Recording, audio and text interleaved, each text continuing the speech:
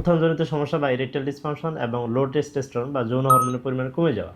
অনেকেই ভাবেন যে যৌন হরমোনের পরিমাণ কমে গেলেই শুধুমাত্র ইরেকটাইল ডিসফাংশন হয়। বিষয়টা এরকম নয়।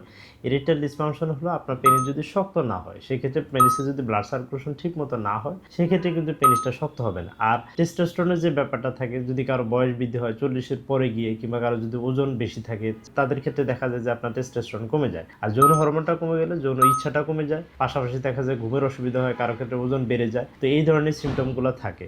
যদি আপনার ইরেকটাইল ডিসফাংশন হয় অর্থাৎ উত্থানজনিত সমস্যা হয়, সেক্ষেত্রে আপনার ব্লাড সার্কুলেশন কমে গেল, কী কারণে সেই কারণটা নির্ণয় করতে হবে এবং সে অনুযায়ী চিকিৎসা, যেমন কিছু মেডিসিন ব্যবহার করা হয়, এছাড়া শক ওয়েভ থেরাপি ব্যবহার করা হয়, যার মধ্যে পেনিসের ব্লাড সার্কুলেশন বাড়ে। আর যদি যৌন হরমোনটা কমে যায়, যৌন ইচ্ছাটা কমে যায়, সেক্ষেত্রে দেখা যায় যে অনেক মেডিসিন কিংবা ইনজেকশন রয়েছে যৌন হরমোন বাড়ানোর জন্য। এছাড়া প্রাকৃতিকভাবে অর্থাৎ ন্যাচারালি যৌন হরমোন বাড়ানোর জন্য দেখা যায় যে আমরা এক্সারসাইজের পরামর্শ দিয়ে থাকি, কিছু খাবার দাবার আছে যে খাবারগুলো খাওয়া যায়, অর্থাৎ লাইফস্টাইল মডিফিকেশনের মাধ্যমে এই ধরনের সমস্যার সমাধান করা যায়।